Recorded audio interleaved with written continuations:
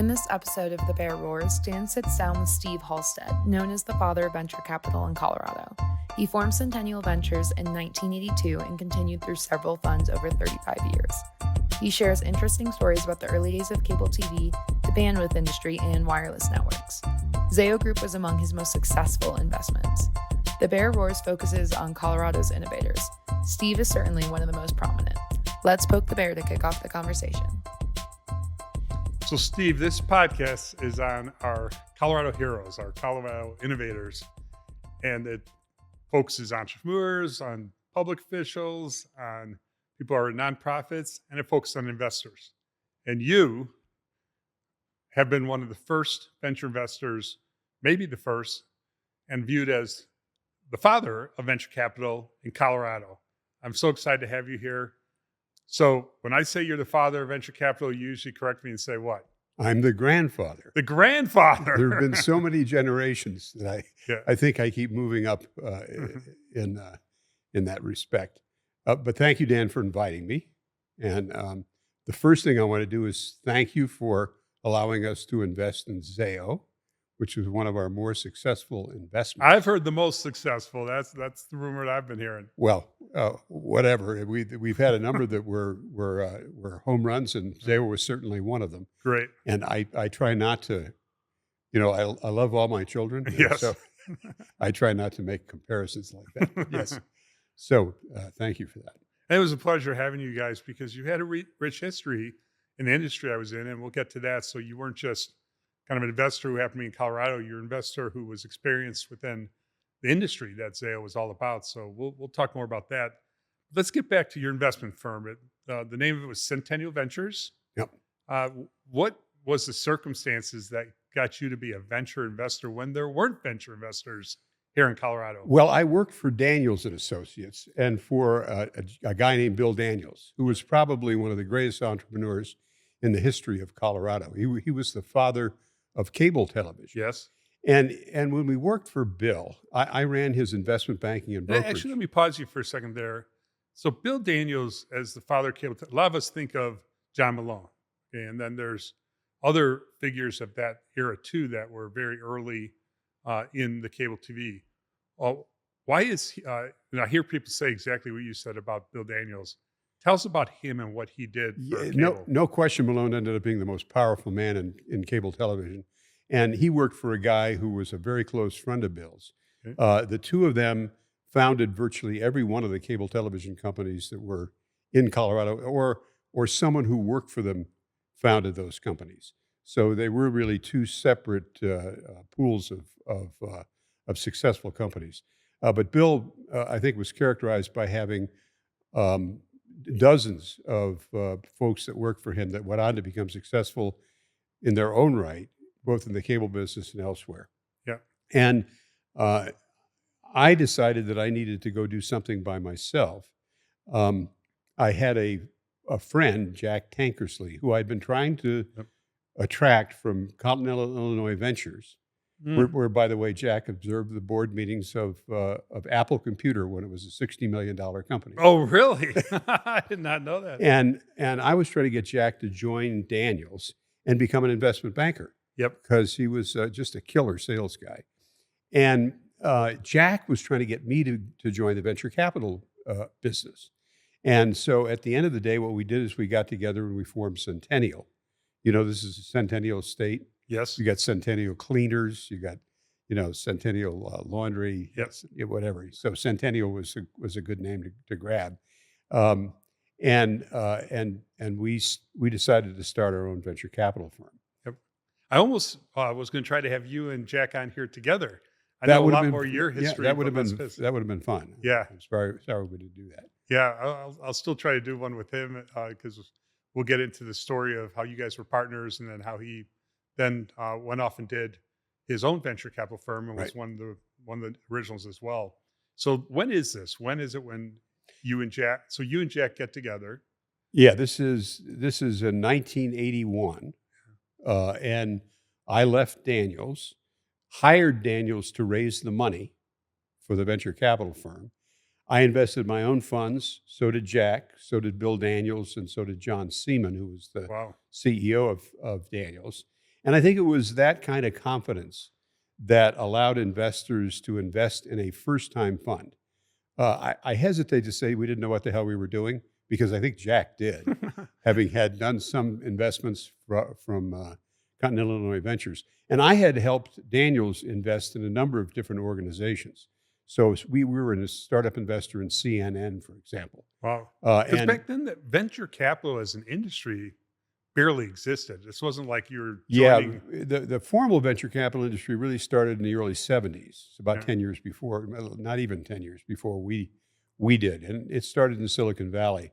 And that's the first place we went when we decided we would start a firm. And we talked to all of the luminaries in the venture capital business, all of whom encouraged us not to do it. They basically were offended that new people coming into the industry that didn't have the kind of background that they had, nor did they have the kind of market that you find in Silicon Valley. Denver was far different. Mhm. So we had to be a national firm rather than just a local firm. In Silicon Valley, you could just invest. You get your Porsche and make it to virtually every company that you invested in. Yep. We had to fly. And you didn't have Porsche. And no, I couldn't afford a Porsche at that. Invested too much money in the venture firm. So anyway, that's how we started out. And the other thing that we did that was a little bit different is we formed a general partner first, and we put all of our money into the general partner for future investment into the fund itself. And we went out and we made 2 investments. The first one was American Home Video, which was one of the first video stores chains. It's like Blockbuster Video became Yes, the one that people still I think recognize the name of. I don't know if Blockbuster started first or American Home Video started first, but it was about the same time. Yeah. And Larry Welsh was the CEO. And what we did was invested in that thing, opened a bunch of these stores, and ended up selling out in 6 months to Eckert Drugs. So we made something like 6 times our money in 6 months. Oh, sweet. Nice. So it never went in the fund, Huh. but it was an example of the kind of things we were going to be doing. And the second one was at Bob Hughes's cable company in Austin, Texas, which also became a very successful investment for us. Mhm. But we could go around and we could show those investments as being an example of the kind of things that we were going to invest in. And those were different types of examples than Silicon Valley was focused on. Yeah, in those Silicon days. Valley was all technology all Yeah. the time. And we did technology, but that was not our major focus, Yeah. our main focus. And the advantage of being in Colorado back then, was there any advantage? Was being We like in and to around live cable here. TV? You like to live here? That's still an advantage. But being where cable TV had its Yes, kind of because we ended birthplace? up, the first fund was sort of a generalist fund. We even invested in biotechnology. But as we went on, we focused, and we decided to focus on networks of all kinds, and on the technology, the infrastructure, and the software that makes networks work. And so that became, and of course, Dan, as you well know, you can almost define anything as a network. So it gave us tremendous flexibility in terms of kind of what like we want. AI today. You Yeah, can- yeah. I only invest in AI. Well, okay, that's pretty much everything. Yeah, it covers just about everything. And so that was a way. And at the time, venture funds were beginning to focus because investors could invest in 6 different venture funds, each of which had a different specialty, Yep. and get their diversification. So they didn't need it from us. The way we got our diversification was we would invest in 20 companies in each of our venture funds. And we raised a total of 8 venture funds, totaling about $1 billion over $1 billion. Wow. over a period of 25 or so years. Yeah. That $1 billion, I mean, you could double that number by today's, cost or just the money, CPI factor inflation. Yeah. So that's a lot of money. Back in those then, it days. was real money. Now Well, you- and because we were doing infrastructure investments, Mhm. and because we were doing infrastructure investments, and many of them were consolidations, we actually could put a lot of money to work. Yep. So in the So early, some of the other venture guys in town accused us of not really being venture capitalists because we were doing that. And of course, we had an area in our firm where we would put companies that we started from scratch. So we started out probably 10 companies from scratch. Many of them in the networking business. Hmm. So what were some of the you must have had scarier moments in your first fund when you were getting going and trying to get to work. It sounded like you had some success stories right out of the gate, but was there a period of time in the early years where that, man, we might have gotten in over our heads? Or Yeah, we actually had a disaster. But before I get there, one of the first things we did was I had been Craig McCaw's investment banker. oh And wow, Craig, I worked with. I went to Seattle. Craig was a guy whose dad had left him and his brothers a cable television company when yeah, he very passed small away. one. Yes. And he also left them a special mobile radio company, a Press to Talk, Mhm. which they used for the field work. I didn't know his dad left him that. I thought McCaw No, the picked that up special on his own. mobile radio. Well, I'm not sure that Craig didn't start that himself, but it was all part of the cable thing. So we went. I went when I was working for Daniels to Seattle. I sat down with Craig, and we did the back of a napkin plan to put together a 100,000 subscriber MSO, multiple system operation, for cable television. And in the event, he ended up building a 400,000 subscriber cable television MSO. But as we were leaving, Craig said, Steve, I've got a friend who's trying to raise some money. He and I went to school together. It's not actually college. It was a private school Yep. together. His name's Bill Gates. And he said, could you come over with me and meet Bill Gates and see if you can be helpful? Maybe you and Bill Daniels could be helpful in raising money. I said, Craig, look at the time. I said, I'm in the cable television, and we also raise money for TV stations and radio stations, and I'm done with computers. You probably know I used to be a software engineer, Yeah. and I used to teach computer programming. Yeah. No, I did not know that.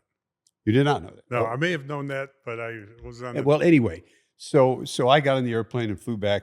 One of the dumbest things I ever did.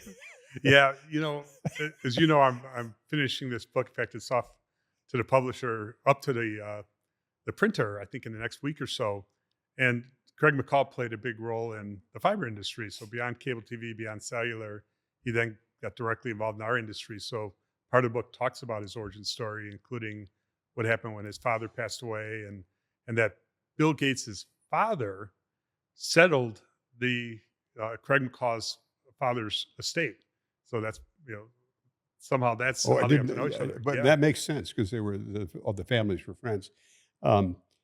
Anyway, so one of the first deal I worked on, because I had worked with Craig. Have you ever thought about what would have been different if you would have spent time with? Well, I'm Bill sure Gates that then? we would have helped Bill Gates raise some money, and I would have introduced Bill Daniels to Bill Gates. They would have loved each other. Yeah. So entrepreneur to entrepreneur. So no, I have no idea what would have happened, but it was an opportunity that, like many, I passed on. But anyway, when we started the venture fund, we raised $28.2 million in Centennial Fund 1. And I flew up to Seattle to see Craig. I can't remember why. I might have been trying to get him to invest in Centennial. I don't really remember. But I walked into a restaurant, and Craig and the CEO of King Broadcasting were heads together, talking intensely. And I walked up. I said, "What were you guys talking about?" They said, "Nothing." And I said, and Craig looked at me. He said, "If you can guess what the biggest opportunity in telecommunications is today, we'll tell you." Well, I had just gotten off of a flight. It was a Continental flight, and the Continental magazine had an article on the cellular telephone company in Chicago. So without him pausing a moment, I said to him, "Cellular telephone." They said, "We're going to start a cellular telephone company." And he did. So they asked me to get involved. I offered to invest $1 million, subject to my partners agreeing to it. And we used Centennial's balance sheet. And I raised $50 million from a bank a $50 million commitment, because for the FCC, you had to show them the ability to build these things. Yes. And so we showed them that we had $80 million available to build these networks. And of course, nobody knew how much they were going to cost or how extensive they were going to be. The projection then was maybe 1% of the population would buy cellular phones. Remember the old thing about who would buy a PC? Yeah. 3 people, maybe. Yes. Yeah. And so Craig gave Centennial Ventures a percentage of his company as a fee for my raising getting the $50 million commitment and pledging the balance sheet. And we did it in such a way that he would never take the money down. Yep. And the just for the listeners, back then, the idea was there was going to be 2 cellular carriers in any given area. One was going to be the phone company, and the other, they were going to choose someone else. It wasn't even a lottery back then. It was a selection process. It was an application. An application to the so FCC. The application had to show the means to build out the network. So Craig McCall wanted to build it out. He didn't have the means back then. He did not. So what he did was he applied for Kansas City, I believe, for San Francisco, and for Seattle. Mm-hmm. And got the licenses. And got the licenses. Yep. And went out to build McCall Cellular, which became a company worth a couple $1 billion, if I remember right. He sold out to AT&T for $15.3 billion. $15.3 billion. Oof. In 2 tranches. Yeah. Sold a minority interest and then sold a majority interest. Meanwhile, my 2 partners sent me and Lanny Martin. So you said 2 partners. The other partner was Jack Larry Cackaway. Welsh, the guy that had run American Home Video. Okay. And sold it. All right. And so we brought him on as the 3rd partner. We figured having an entrepreneur couldn't hurt. Yeah. And sometimes it does. Pardon me? Sometimes it could hurt, but in this case, we'll get to that. But you know, the fact of the matter was that that Larry was very helpful to us in raising the money. And as I said, Jack was a natural salesman. So we did pretty well raising that first venture capital fund. It was one of 3 in the country that were raised in 1982 that were not a team that had come out of, say, Continental Illinois Bank or whatever to start actually, there were three different groups that had come out of banks to start it, and I guess Jack would be characterized as one of those. So it was a very rare thing for a fund to be raised outside of Silicon Valley or Route 128, and we were successful. And Route 128 is the Boston corridor. Yeah. Okay, so that works. How did you do on the McCaw Cellular? Well, my 2 partners turned down the investment of $1 million in McCaw Cellular. Oh, really? Yeah. So we had a percentage of the company, and by the way, I gave a percentage to Daniels as well. Yep. So Daniels and we owned a percentage of McCaw Cellular, which we ultimately made money on, but nothing like what would have happened if we had invested $1 million. My calculations, we left $100 million on the table. Oof. Wow. Well, you do think about the ones that got away. That's for certain. That one was, should never have gotten away, but it did. Yeah. It did. And the reason, and why did you? Well, the reasoning was this: there were two different schools of thought in venture capital, and the school of thought that Jack was in was the East Coast school of thought. Lots of terms. You tie up a company with terms. Mm-hmm. The West Coast was, we love venture, we love entrepreneurs. We don't care about terms. We're looking for the thing that's going to become a $1 billion company or more. And so we're not really concerned about that. And Craig would not agree to the kinds of terms that we proposed.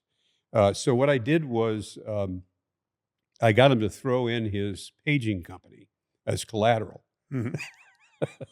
And that would have covered the $1 million. But nonetheless, we were in the camp of having more stringent terms than not. And you're very familiar with all of this stuff.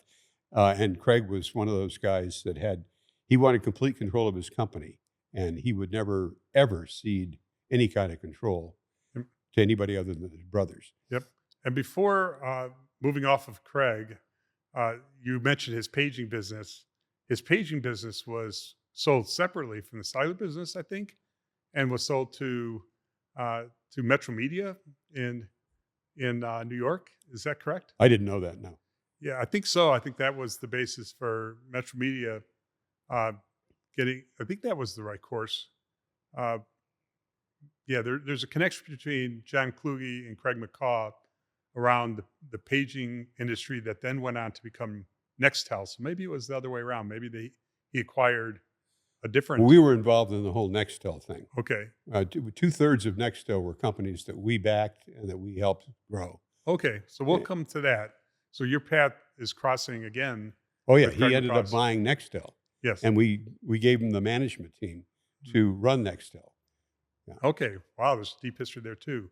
But let's go back to you're still on Still on Fund Fund One. One.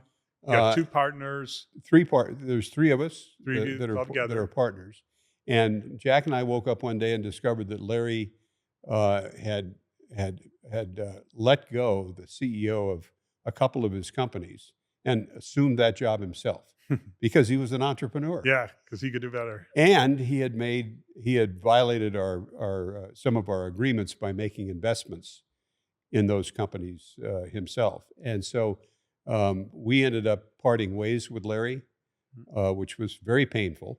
And then it shook up the confidence of the partners in Centennial Ventures.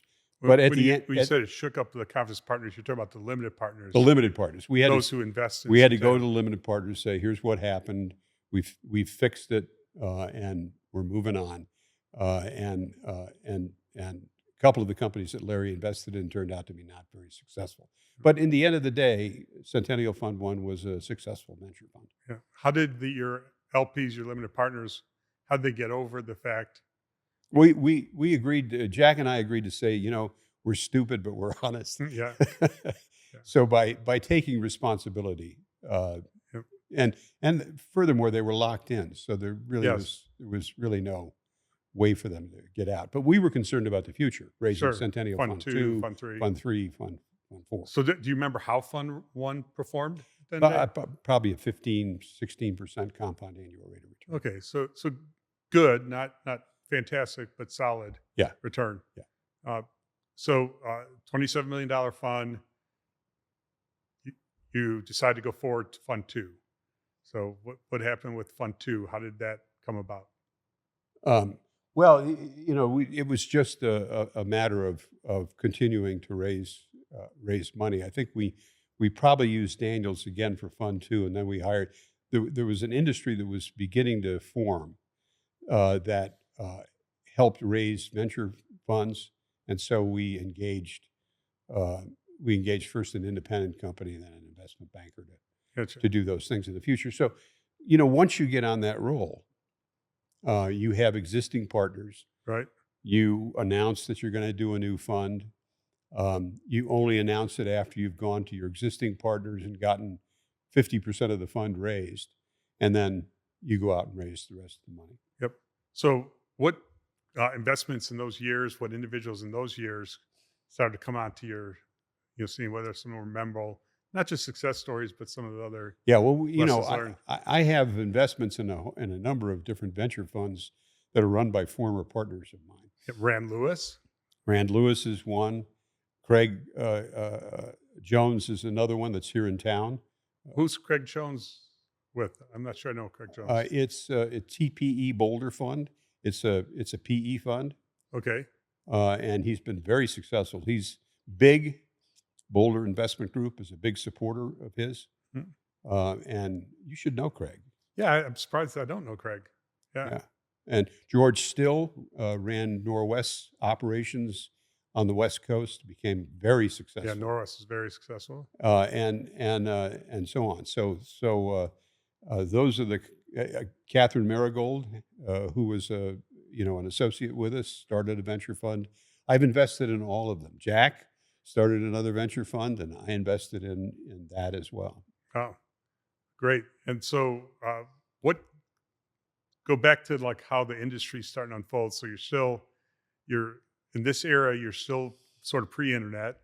Uh, Mobile is taking off, cable television is taking off, competitive fiber networks are still, you know, they're not really emerging on the scene quite yet. But Well, metropolitan area networks are. Yeah. You know, we started a company called CENCOM, which was Centennial Communications. A guy named Bob Brooks in St. Louis. It was a cable television MSO, and Paul Allen ended up buying the company at the end of the day.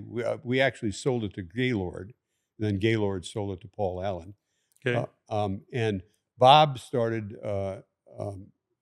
Brooks Fiber Properties, which was a metropolitan area network. So there was a lot of building of fiber in and between metropolitan areas that occurred in the 80s and early 90s. Right. So that was when Brooks Fiber got going. That was shortly after MFS got going, Teleport. There was MFN that actually started as National Fiber And Networks. we were involved with But Brooks- Telecom USA and those. And Telecom USA was that was Cam Lanier and the guy that Craig McLeod. no, the guy that developed Gene Gabbard, who time division multiplexing is. He invented it. Gotcha. So you guys did Brooks, but and the CENCOM. That CENCOM became Brooks, or CENCOM was different. CENCOM was sold, and Okay. then That's right. Then he started Brooks. Yeah. So the CENCOM was And then a Brooks cable company. Brooks was sold to WorldCom. At WorldCom. The day. Yeah. Yeah. It was about less than a year after MFS was sold to WorldCom. And unfortunately, the CEO of Brooks at the time became the chair of the audit committee at WorldCom. Oh, I did not know that. So that was not a good decision. No, not at all. And But to his credit, he held on to all of his stock till the very end. Never sold it. to his credit, I don't know if I would say to his. Well, he believed the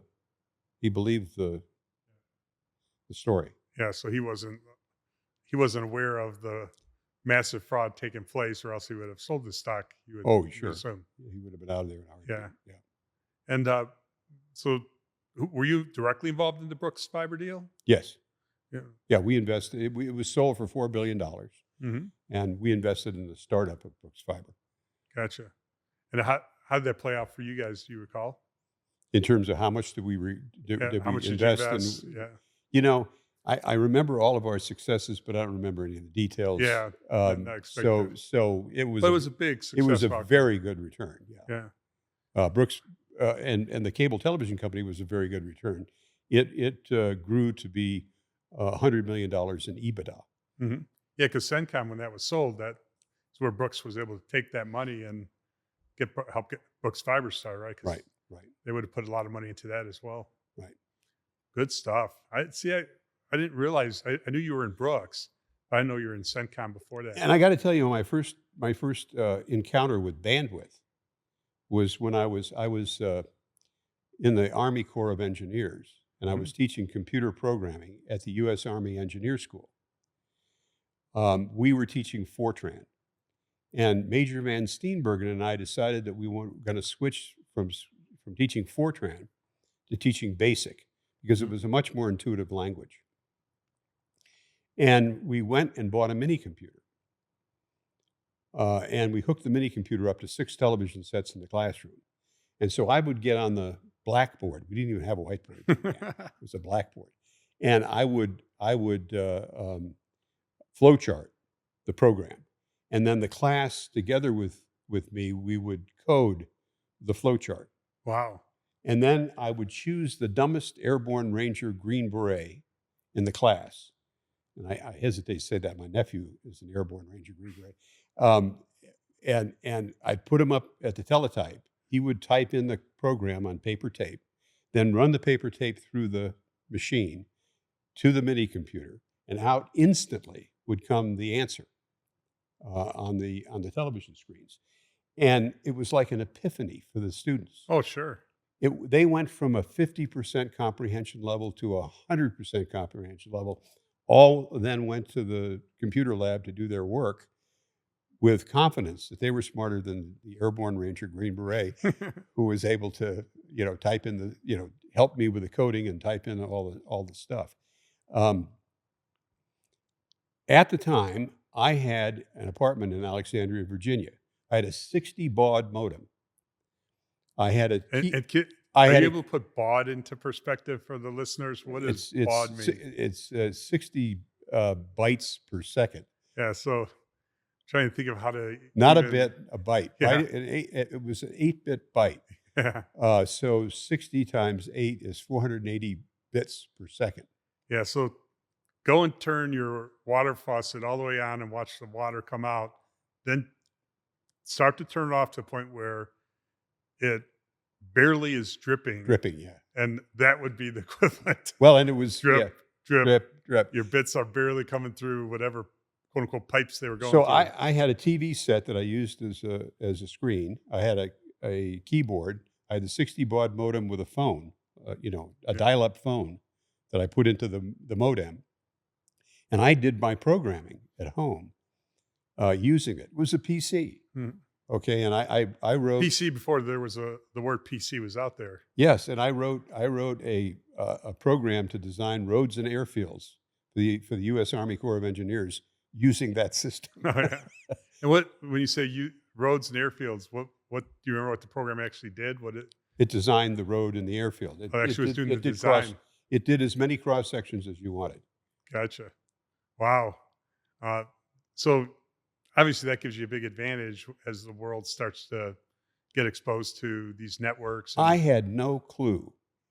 I looked at this. I mean, when the PC came out, I went, oh yeah, I get that. Yeah. But I had no clue. And further, after I got out of the Army, I went to Dartmouth and I worked for the Kiewit Computation Center for John McGeechee. And I taught basic computer programming at Dartmouth to the graduate students, incoming graduate students. And the guy that taught just in front of me was John Kemeny. John was the president of Dartmouth. He was Einstein's former research assistant, and he and John McGeechee invented BASIC.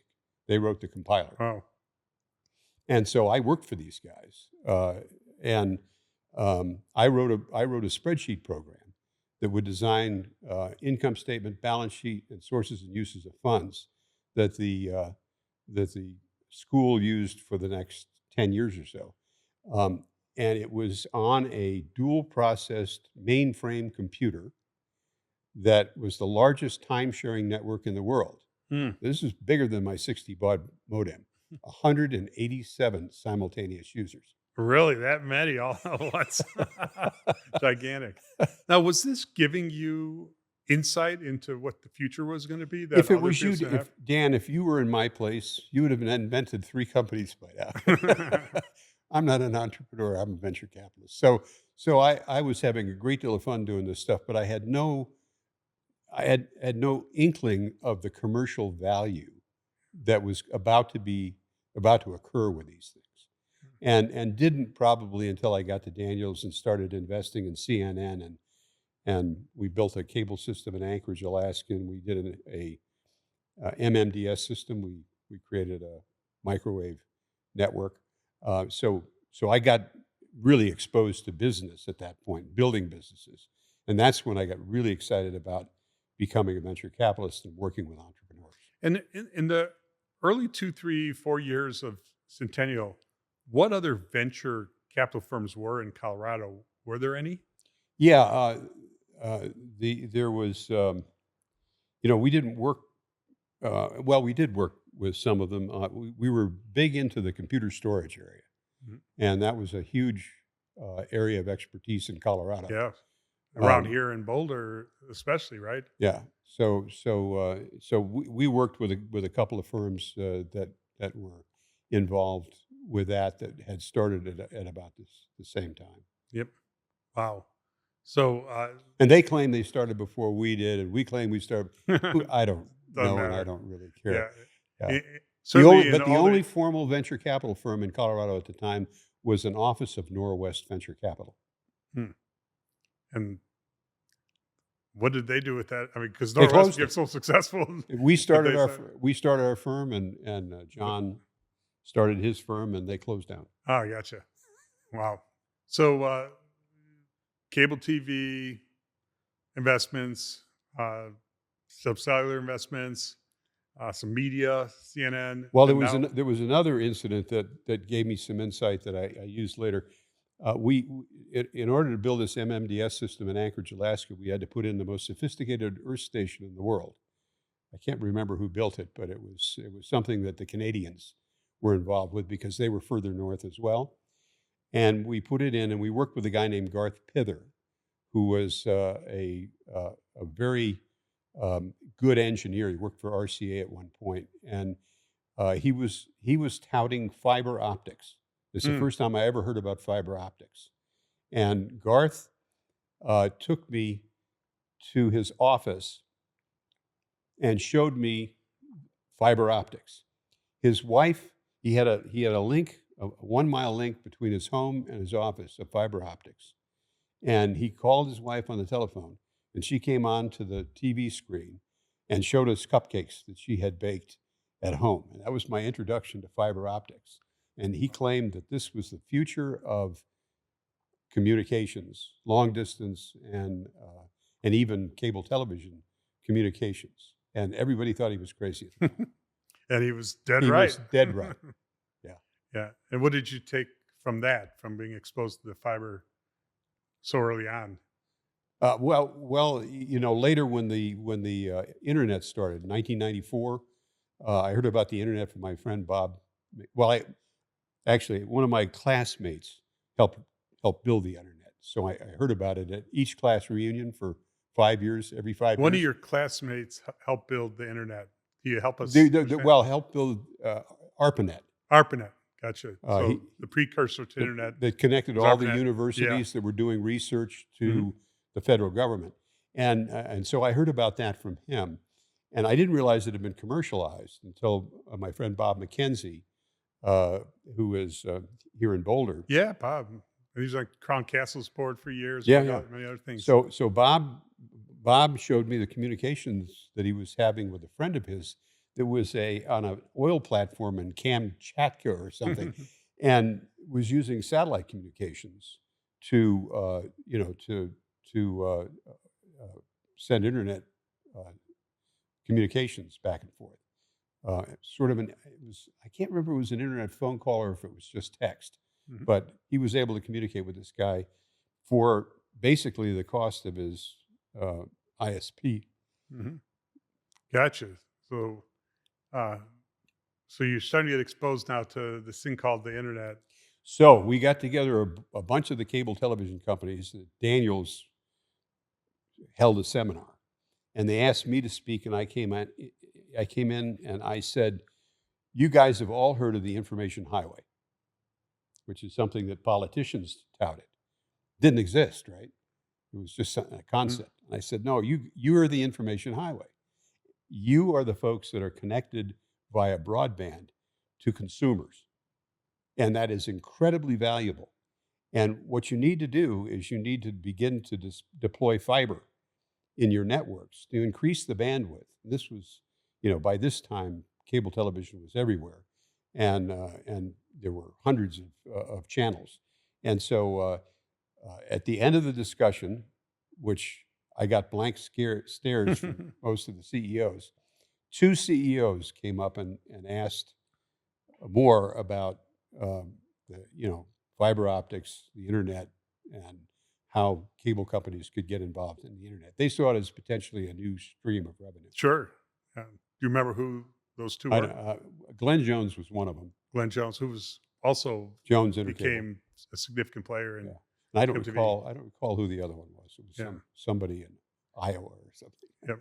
And then when you were looking at it from the lens of Centennial Ventures, how did you guys start to think about the internet as an opportunity? Well, we knew it was a game changer. And we were in networks, unlike all the guys in Silicon Valley. Yep. And so we had really an advantage in that respect. So we decided that we'd make lots of well, we started Vario, which was, I guess, our first response. And Vario was it was internet service provider. It was the largest shared hosting company in the Also, world. it was one of the early hosting companies, Yeah. which today we think of as cloud Well, service provider. we had to step back a little bit because what we did was we got involved in special mobile radio, and we consolidated 27 special mobile radio companies we consolidated special mobile radio stations in 27 states. And then we converted the spectrum to digital, and we built digital cellular networks on that spectrum. And we did the same thing. We had a paging company back east that had fallen on hard times, and they also consolidated a bunch of SMR companies and changed the spectrum to digital. And then we came together with another company, and the three of us ended up becoming what's called Nextel. So that was the origins of Nextel. Yeah. That was the origin of Nextel. And a guy named, one of our partners, a guy named Steve Scovey, he came up with, we had asked Steve, go out into the world and look at stuff and see if you can come up with two ideas that would be great for starting companies.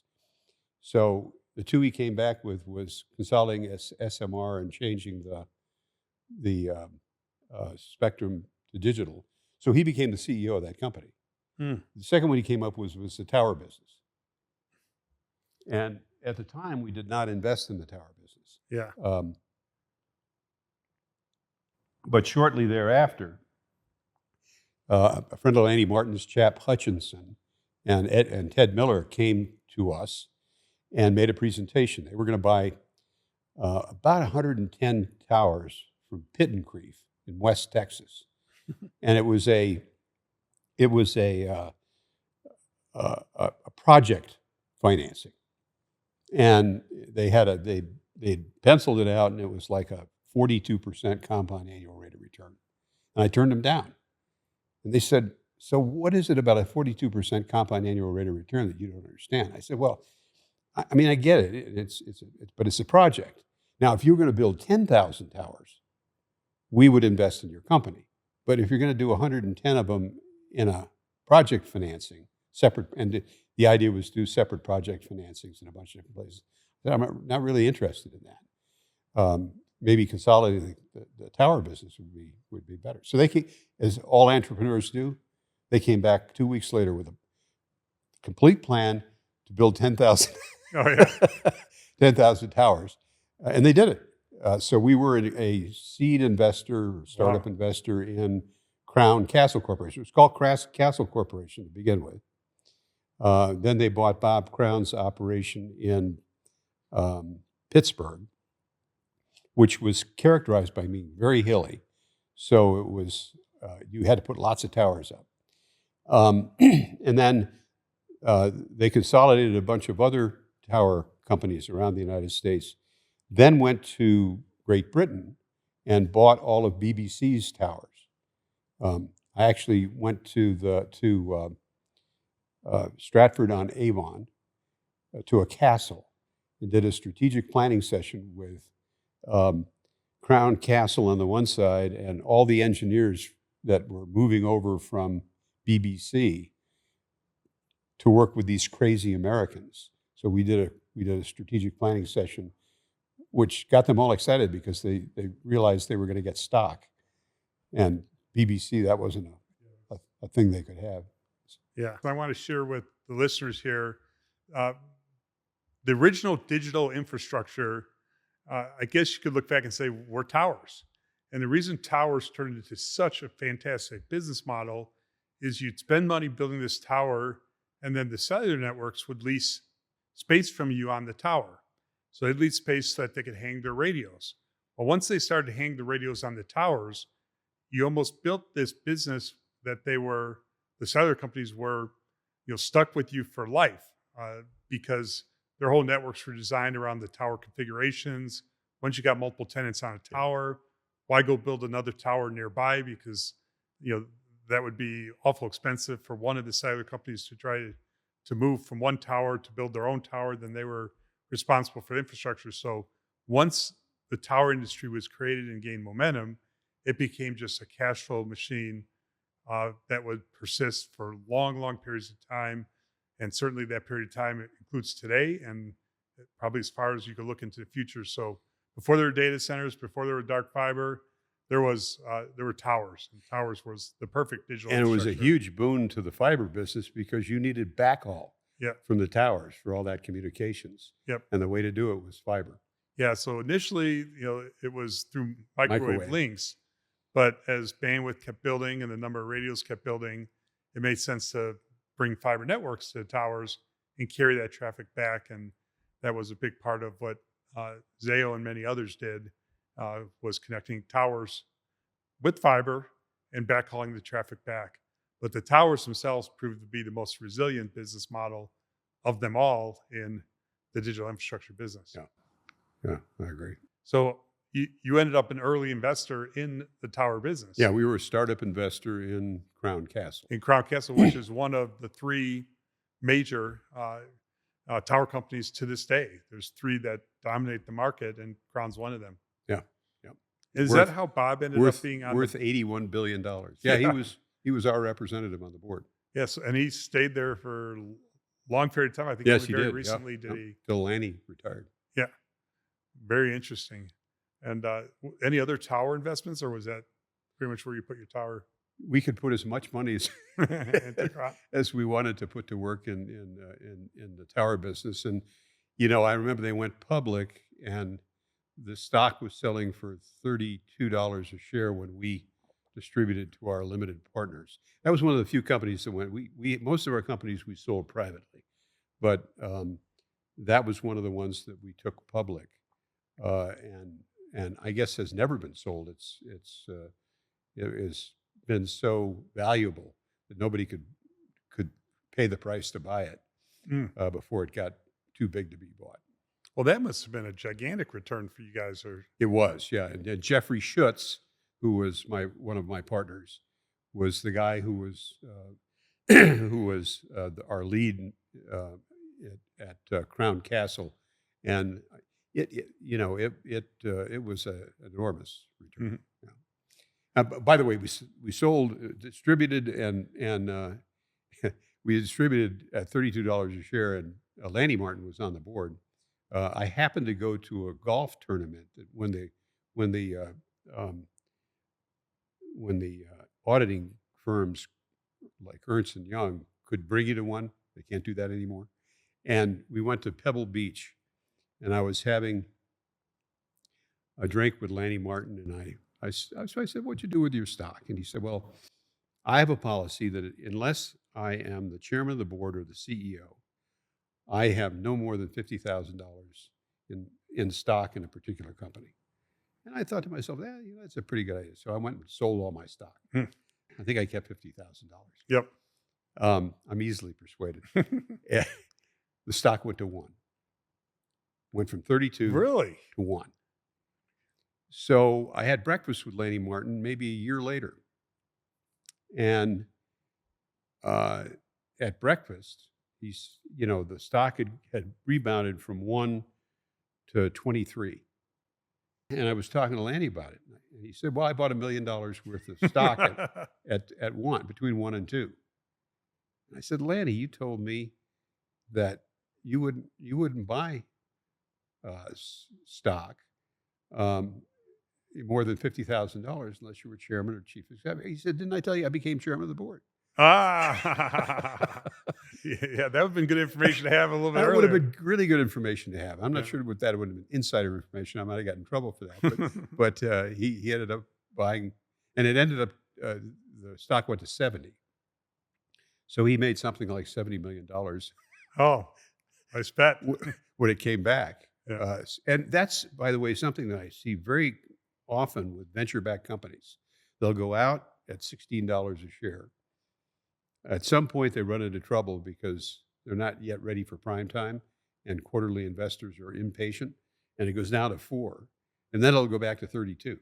So if you can figure that out and buy at 4, Mhm. if it's a well-managed company, you could probably make a fair amount of money. Yeah, and the trick is to buy the ones at 4 that are going to go back up, not buy 4 on their way down to 0. Yeah, right. But if you know the companies, understand what they're really doing, you should be able to Well, have I insights knew that. I knew Crown Castle and I knew the potential of it, and I could see no reason in the world why it would go down that much. And it was I think it was maybe during the period of 2000, 2001 when everything Mm. went south. How, as you um, went from fund to fund in Centennial, the your partners would naturally evolve, right? It was your 2 original partners. Jack went on, did something else. The other one didn't work out. How was it as you were the common denominator, fund over fund?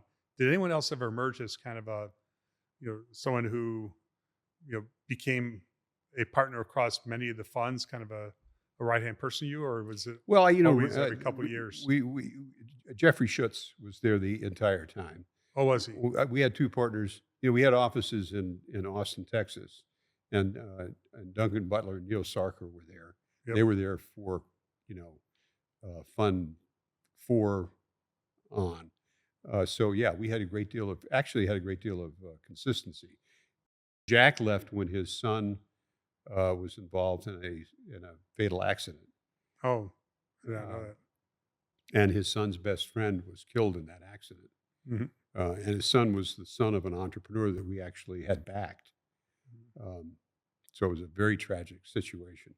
And Jack took a couple of years off and then started his own venture firm.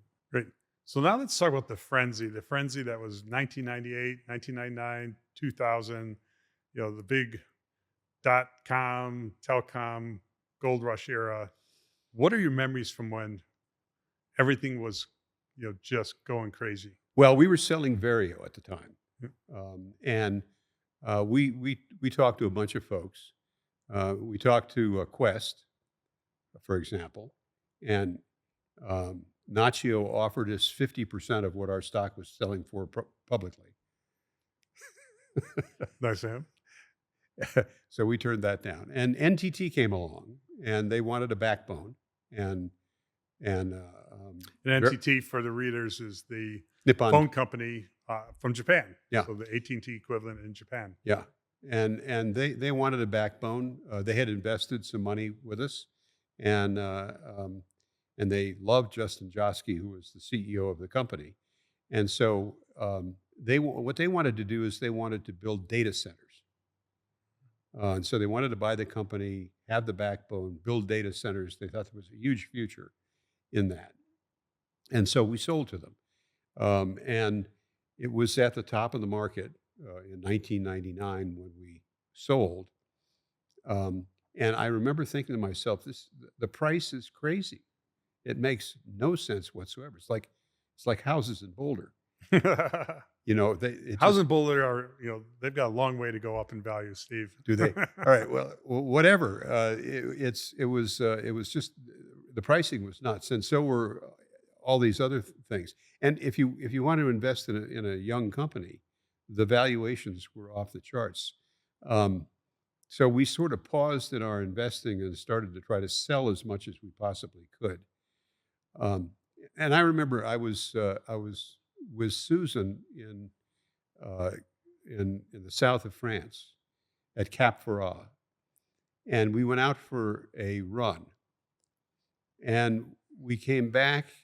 As we were running back, she said, "You see that fence?" I said, "Yeah." She said, "Well, it goes around that villa right there that goes down to the Mediterranean." And I said, "Well, that's owned by some French billionaire." She said, "No, I think it's part of the hotel." I said, "Well, let's ask." So we get back in, and the concierge hands us some towels, so we're wiping ourselves down. And I said to him, "So is that a part of the hotel?" He said, "Oh, yes, that is." And I said, "So is it for rent?" Figured it'd be a big deal. And he said, "Yeah, it's for rent." I said, "What's the price?" He said, 300,000 euros a month. And I said, "Is it available?" And he said, "No, there's a very important person staying there." I said, "Really, who?" He said, "An American venture capitalist." And I turned to Susan and I said, we need to sell everything right now. Yeah, that was the big light bulb moment. So we Time went to back. sell. We went back. We hired Rich Devaney from the Tuck School. He came in, did an analysis, determined that this was a bubble. This whole thing was a bubble, that it was going to crash. And I don't know if you know this, but when bubbles crash, they don't go down 50%. Mhm. They go down 95%. Okay, so he predicted that this was going to happen. So we were busy trying to sell everything that we could. This was probably September of 1999. Then in January, maybe it was the end of December, I got a note from the woman that ran the Ford Foundation's equity portfolio. She was married to a private equity guy that I knew very well. And she said, Steve, I'm leaving the party before they remove the punch bowl. She retired. Yeah. Para was run by Bob Scott.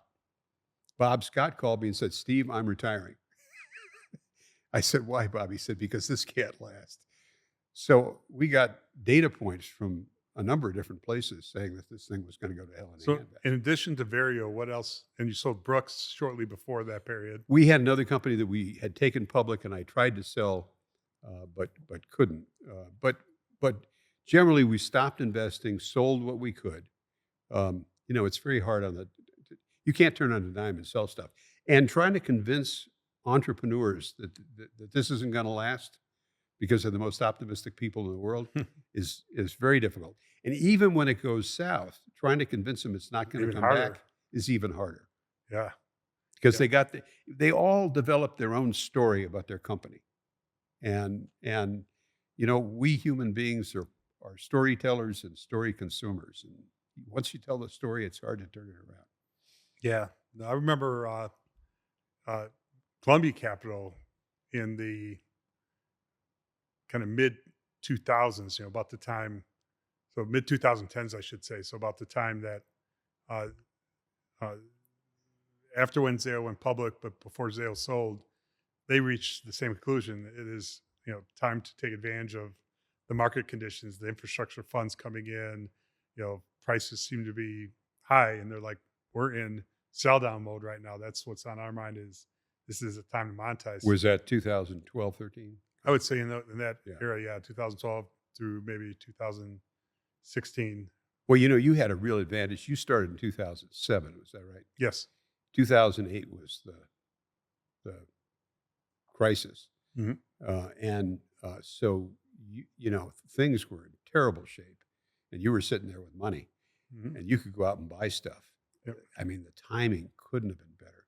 Yeah. No, you look back and, certainly right. And we raised money in 2008. That's when the Series B kind of was put together. And, Right. And part of the thesis there with Charles Bank leading it, you guys participated in the B round as well. Part of the thesis was you guys having dry powder in this environment is going to be a really good thing. You'll be able to go pick up assets on the cheap.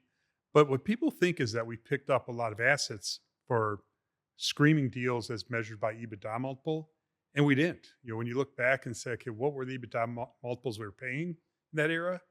They were they averaged around 9 or 10 times EBITDA, which is lower than today, but it wasn't 4 times. But they were 3 big times. deals. They were big deals. And those were good prices. They were good prices because the companies we were buying had already gone through their rough patches.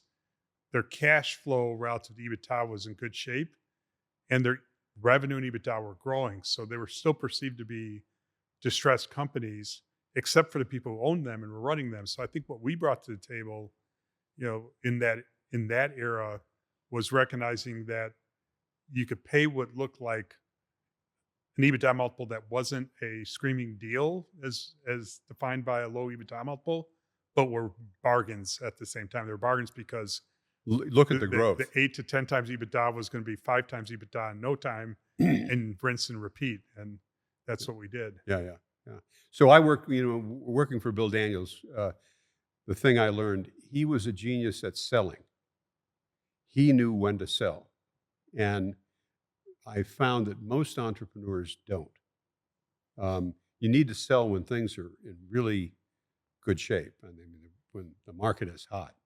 And most of us are short-sighted and think well, let's hang on for another Yeah. couple of years. Don't want to leave the last 20% on the table. Yeah, and that's not the way to think about it. Yeah. The way to think about it is, sell and then reload. Go. Yeah. Do something. If I knew that rule, there never would have been a Zayo, because at one point during the boom, my level 3 shares were more than 50% vested and worth, gosh, I think it was, mine were worth, I think, I forget the number, but like, 100 million-ish, which is a shitload of money for someone who had no money in that time.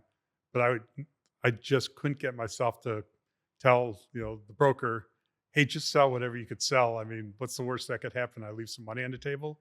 Instead, I kept, working and stuff. But yeah, you don't know when to sell in those So you got environments. poor and had to start your own company. Yeah, not completely poor, but yeah, I had to still figure things out. Otherwise, you should have been smoking cigars and drinking champagne. That's right. I would have developed a lot of really bad habits at a really young age.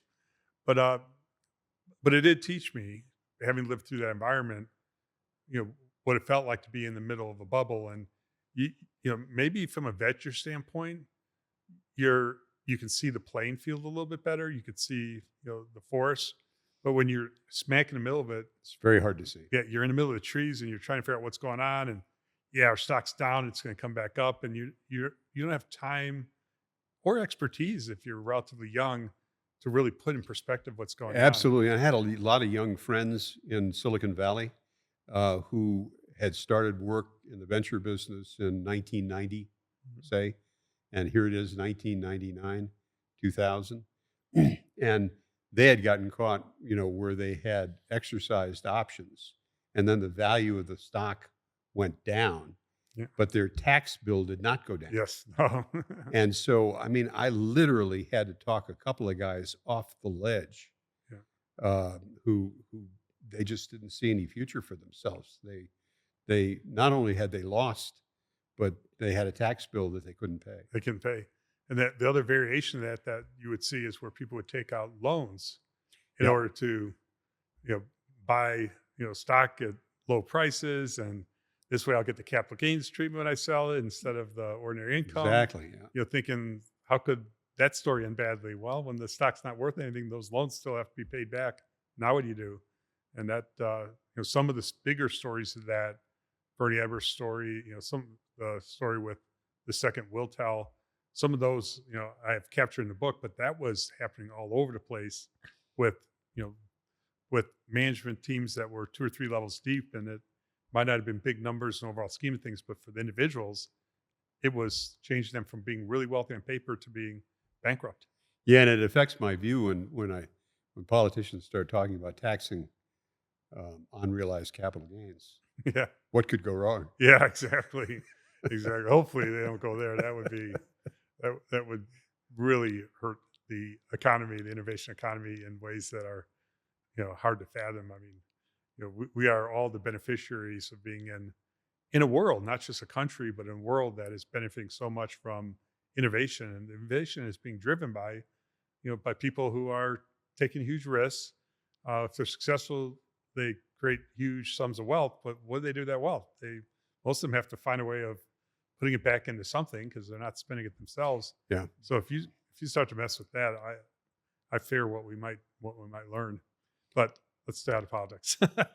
And innovation today, I mean, it's fabulous what's going on between artificial intelligence and the Internet of Things and biotechnology and quantum computing and all the rest of that stuff.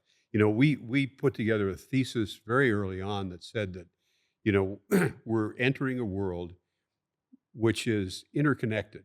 So we have 8 billion intellects connected, wired and wirelessly through devices that have more power than a 360 mainframe computer and are growing in power every day. And the bandwidth is expanding exponentially. What is the opportunity here for innovation in that kind of an environment? It's gigantic. and probably never more than has been. What Bill Daniels was fond of saying: "There's never been more opportunity than there is today," and he was right. He was right 20 years ago, and he'd be right today. Yeah. What was interesting about the era in which Centennial was gaining momentum is it wasn't one or two things. I mean, it was AT&T got broken up. Cable TV networks had been were largely built out at that point. Reaching lots of the homes. Wireless technology was on the horizon. You tell the story of your first explosion of fiber, and then there's this thing called the internet. So it's 4 or 5 things that are all converging into each programming. other. Don't forget programming. Programming. As soon as you get everybody connected, then you go to programming. Yeah. Look what's happened with programming. Yeah. So multiple forces, each of which is big, are coming together in the same kind of period of time. And like today, you mentioned the same thing. It's kind of happening today with AI maybe being the headline act, but you put all those others that you mentioned, the quantum technology, the augmented reality, virtual reality part of it, the biogenetics part of it, space tech, which is really growing much more than I think people realize already, and it's a big industry that's going to be a gigantic industry. So we were blockchain. involved in that as well. Yeah. And by the way, think about those 8 billion intellects being powered by AI. It's just mind-boggling. So say that again, 8 billion intellects. What? Well, I said our thesis was that the world is interconnected by these networks. Yes. And so what you have is networks. A network's power is n times n minus 1. Mm-hmm. And the more nodes you have in the network, n being the node, the more powerful the network is. The greater the bandwidth, the more powerful the network is. The greater the compute power, the more powerful the network is. The greater the intellect is that are being interconnected. I can connect with you. I can connect with you. I can connect with you. I can connect with anybody in the world or any source of information in the world. That's extraordinarily powerful. Yep. And that was our thesis at Centennial, that was happening and was going to continue to happen as far into the future as we could see. Yep. But when that happens, there's these things called bubbles. That's right. Folks get really excited. They get disappointed, as we will in AI shortly. And things go to hell in a handbasket. But in the long term, what happens is much greater than people anticipate even now. Yeah, no, that's a good point. So the more true a megatrend is, the more powerful a megatrend is, the more obvious it is to everyone. It's those that create the bubble. It's like, how could I go wrong? I better put money in there before it's too late. Well, I don't want to pull money out of there because I'm going to miss out on that next big wave of growth. So it's almost like if there was less certainty about this is going to be a big deal in the long term, then the bubble probably couldn't get as explosive. So take us through the period after the bubble burst. So, Centennial's still active. Well, but then now you it's- then now it's what you've got is you've got a venture fund that probably has not done very well because all of the companies can't raise money. It isn't that they're bad companies. It's just that they have no access to capital. And you don't want to put good capital after bad. But at the same time, it is absolutely the best time to start a company. Here in Colorado and across the West, I think there were those computer disk companies, the storage companies that all started at one time. Whenever there's a good idea, there's 18 companies that start up with that good idea. Well, good idea, and capital markets are open. But in no capital markets, good idea, only 1 or 2 companies start. And you know what? They dominate. And so you have this dichotomy. On the one hand, you're scared to death. You don't want to, there's the falling knife. You want to make sure you grab the handle, not the blade. Right? So you're scared to death. On the other hand, now is the time to start companies. Yeah, so but the resolve. we stopped investing in big stuff and started looking for small stuff. And for companies that were starting up, during this lull in the capital markets, that were going to end up having little or no competition. Yep, we might have found one today that's really interesting that I think the good news is I can say it here because by the time this gets published, we'll either be an investor or not. But we found one today in this environment where it's like, this is one worth moving on. And if it wasn't for the environment being tough, we probably couldn't move on it in the way that's available to us. So yeah, you got to, but it's hard. I mean, it's funny. It's easier investing in an environment that's frothy, even though it's frothy and you shouldn't be investing. And it's a lot harder to invest when the market's down because you're also worried about, just because it's down now. I mean, even today's market, which it's hard to raise money, but we're not suffering from a stock market that's fallen way down or valuations of portfolios are being marked way down. Yeah. We're kind of in this strange state of investors are kind of cautious in putting money to work. There's not liquidity events, which is probably a more unique situation today than we've seen in cycles in the past. Usually when there's not liquidity, it's because, stock market's way down and all kinds of bad stuff is happening with investment portfolios. Here, investment portfolios seem to be holding up, at least the way people are marking them, and the stock market seems to reinforce that. But liquidity is gotten very. And what very difficult. explains that from your perspective? Gosh, Besides investor caution. Well, certainly this is an effect where it feeds off each other, because if you're not getting the liquidity, your portfolio is getting out of whack. So you've got to say, well, I can't put more work. Because you got the capital calls coming, but yeah. you don't have the the realized liquidity, gains. and the institutional investors are in rebalancing situations like the stock market's way up, debt markets are whatever, and I think what's going to break it. So let me ask you, what And what do you think's PE, I happening guess, now? has been affected by the higher interest rates.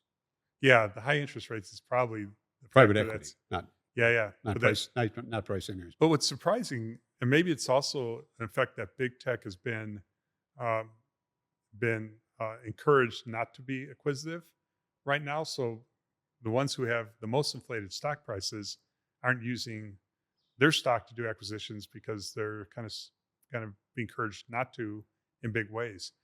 But what do so those are all things, but that's not a good story. That's not a story that I'm able to articulate well. Like, why is liquidity come to such a grind while the stock market is in record highs? The debt interest rates went up, but they're coming back down. Why do you've been around this longer than I have? What do you think's causing the current logjam? I think there's a preference for private equity over venture capital. And I think that there's been a long track record of private equity doing better than venture capital. So at the earliest stage, which then feeds private equity, you've got fewer companies starting. But again, it's a good environment in which to invest because I think there will be less competition. These things go in cycles, and I think once the presidential election is over, we'll come out of the current cycle. We may go down, we may go up. Hard to say. Yeah. I saw a graph today on LinkedIn or wherever, and it did a correlation between which president came in office and what happened with the stock market. And it basically went like this. The theme of the graph was it matters a lot less than you think it matters on who the president is. And that was a little surprising to me. Right. And I've learned that anybody that tells you they know what the market's going to do is not somebody you ought to listen to. They might be right one time. Yeah. Out of 10. Well, there is an exception to that rule. His name's Warren Buffett, but but what he does is he accumulates cash when times are good, and then he invests when times are bad. Yeah, he's been incredible in pulling that off. But it's easy to say that.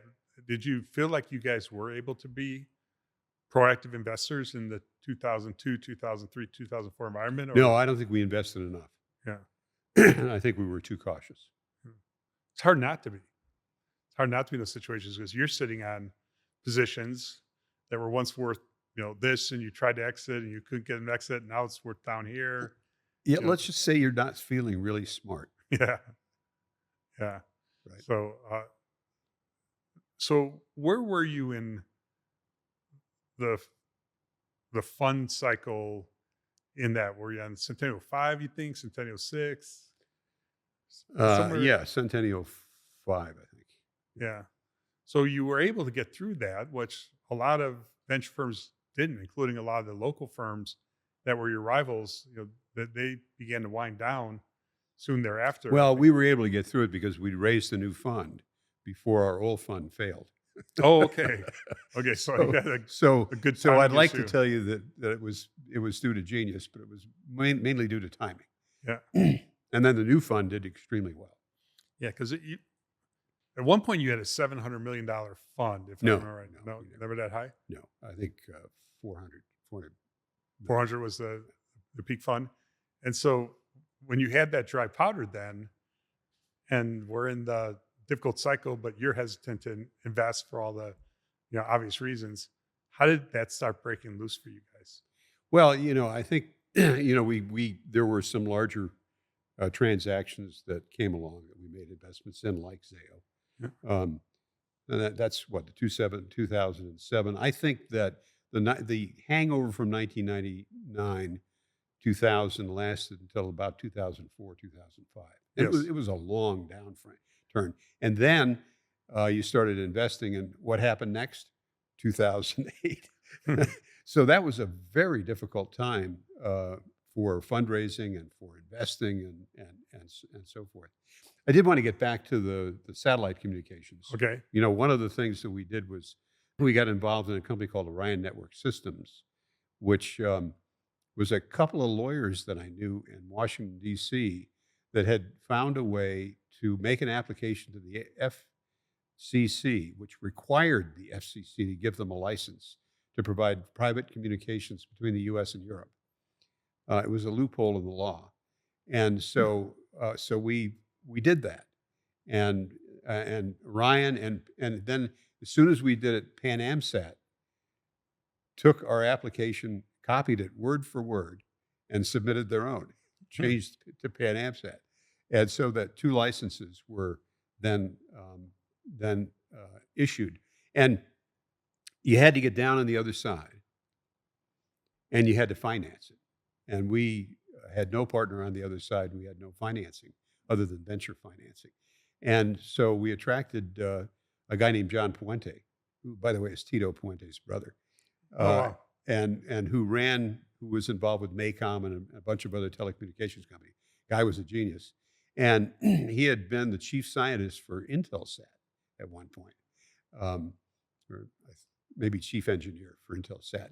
And so that was a monopoly, as you recall, the transatlantic communications business. And so if you could break that monopoly, you could make a lot of money. Unfortunately, it took us 13 years. To get the technology to work, or to break them out? Well, it took us. We made all kinds of partnerships with British Aerospace and with U.S. rocket companies and with the French and so forth.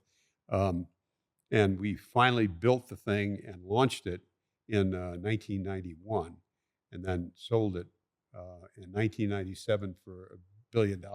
Okay. But the ROI, the cash on cash return was fabulous. ROI was about 8%.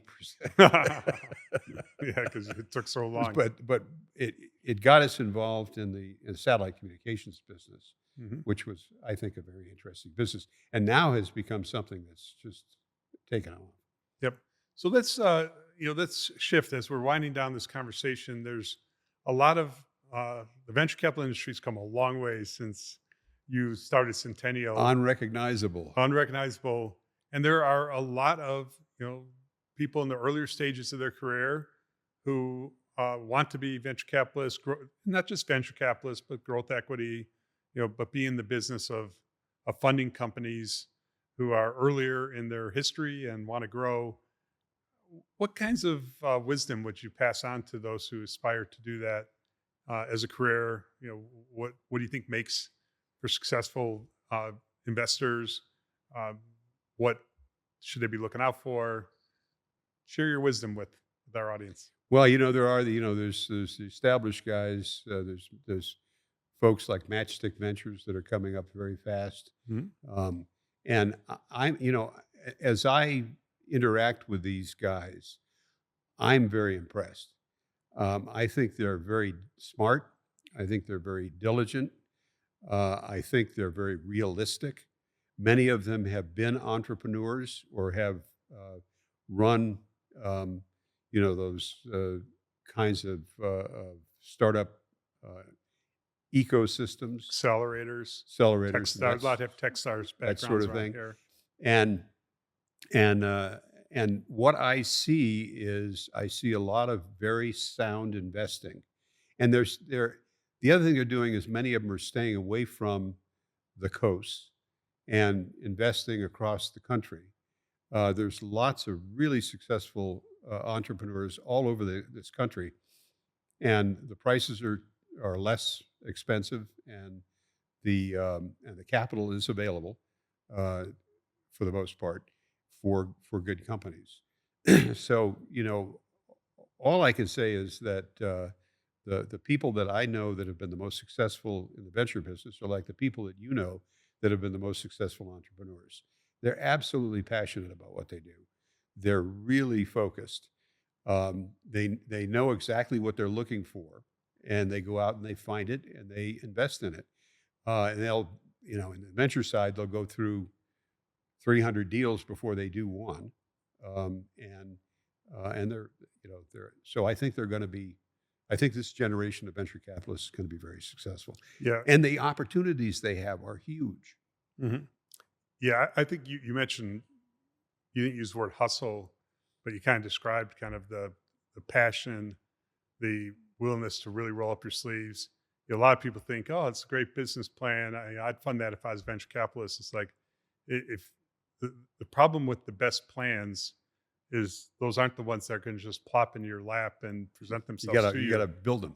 You got to build them. You got to build them. You got to find entrepreneurs. You got to earn their trust. They have to want you to be their investor. So you have to build up both your personal brand and the brand of your investing entity.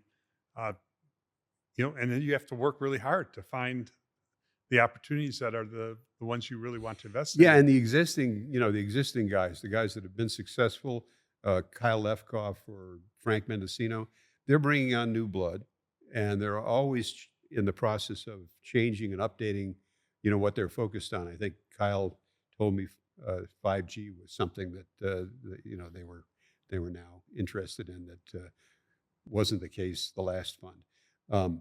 And Frank has brought in, I think, some new partners. So, the established firms, I think, have been successful and will continue to be successful Yeah. because they reinvent themselves. Yeah, I was just actually ironically talking to Kyle today, and we are catching up on, I don't know what it was, but he said, "Yeah, I still come to the office every day, and I still work hard every day." He goes, "I don't have to, but when I'm not prepared to do that, I shouldn't be in the venture capital business anymore."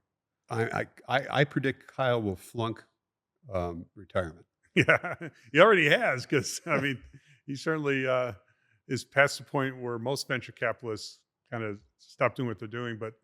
Uh, but he's still active, and the firm's still active. And you mentioned Mendocino as well, Access Ventures.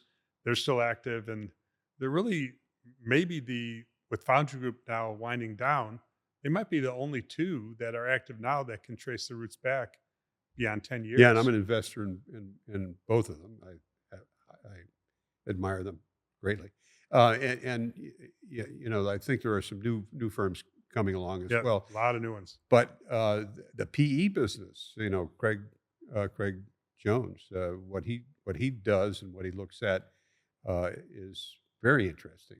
These are smaller companies um, that have maybe $2 million in EBITDA, $10 million in revenue that you can buy at a reasonable price, along with a cohort of other investors, and they can grow very rapidly. This software as a service has been something that keeps on giving Yes. to the PE business and to the venture business. Yeah, no, it's amazing. Even in real time right now, the way AI is affecting business models. I'm not talking about the big AI models like the AI core businesses, but applying AI into business models. Uh, it it feels so. Even though AI has been around for a long time, the intensity of how AI is impacting business models, I, you know, I'd say for me, it's the first time I've seen something like that happen in real time. Now, I was alive and well when it was happening the last time in the early days of internet, but I was distracted, building fiber networks and whatnot. But And it didn't work back then. well, this AI didn't work back then, but that was when the internet was changing everything. Every Yeah. type of business was being just fundamentally turned upside down because people were figuring out a way to use Yeah. the internet in order to kind of redefine really any type of business. And Well, let's that's assume happening that again let's now. assume that AI can add 20% productivity to American industry. Mm. And I don't think that's an outlandish number. That's huge. Yeah. Even doing this podcast, if we tried to do this podcast a year ago, we couldn't have done it because the editing would have been so, time consuming. It just wouldn't have been worth it. But now they've got, software that will take our podcast here and it'll be showing you at times, me at other times, both of us at times, and it'll do the work Yeah. for that. And we just got to kind of keep an eye on it and make sure what it comes up with doesn't look inappropriate. Otherwise, someone else would have had to almost by hand do all those steps, which had been hours and hours worth of work. So, I went to Craig Jones' annual meeting last night, and he and his daughter are using AI in their investment sourcing, selecting, and research Mhm. on a regular basis. This is a little two-man shop. Yeah. And think of the venture guys and the PE guys beginning to use this to make their business more efficient and effective. Yeah, because that's a great use case for AI. There's actually someone locally here who's maybe he's working with them, developing a business plan around it. But it's, how does it do your deal funnel for you? Because it knows what's worked for you in the past and what hasn't, what you looked at and what you did, whether it worked out. And if you give it a bit more information, like the deals that you wish you would have done that turned out really well, but you didn't do because it can't figure that out unless you tell it. But if you give it that information, it could look all around and say, okay, come in the morning, here's the 5 deals you should be looking at right now, things like that. And I was with Mike Johnson, actually did Mayor Mike Johnson. We recorded his podcast a few days ago at his office, which was really nice. But he was, he's doing Den AI, the conference, and he gave a couple examples of how AI is going to affect kind of the public sector.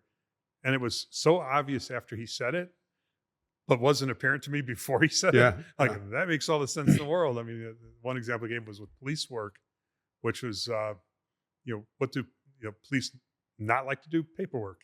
But when something happens, not only do they have to do paperwork, but there's all these videos, there's all this other information. Well, if you give AI the task of looking at all the videos, hearing all the sound, and the AI will write the first version report. Here's what happened. We took the video feeds, we took the sound feeds, and we wrote what happened. More objective, relying on actual source data, no bias.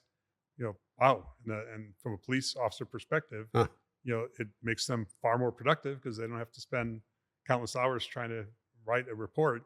They have to read it and approve it, but they get a lot of help. Well, that's fascinating. Think about making government 20% more productive. Yeah.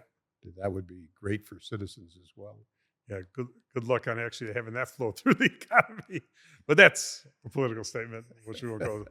So anything else that comes to mind before we wrap up here? No, it's been an enjoyable conversation. Yeah. Dan, I always enjoy seeing you. Yeah, and I really valued the partnership we had together. It was, I would say, among the best periods of my career were that period of time that started around 2007, 2008 when we launched Zayo to maybe, through the AboveNet acquisition. So leading up to the IPO was fun too. And there was like a 4, 5, 6 year period where the collaboration with the management team and with the investor group was a very special time in my life. Very few people really understand what it's like to work for a company that is in the process of becoming like Zayo. I worked for Daniels and Associates, so I had the same experience when the cable business was growing like crazy, and it's exciting. Yeah, and it's something you'll never forget. For certain. Well, thank you. Yeah. All right. Thank you for listening to this episode of The Bear Roars featuring Steve Halstedt. This podcast was produced by Loud Bear Productions and edited by Courtney Caruso with support from Allie Berman, Emily Notaro, and Gibson Siegert.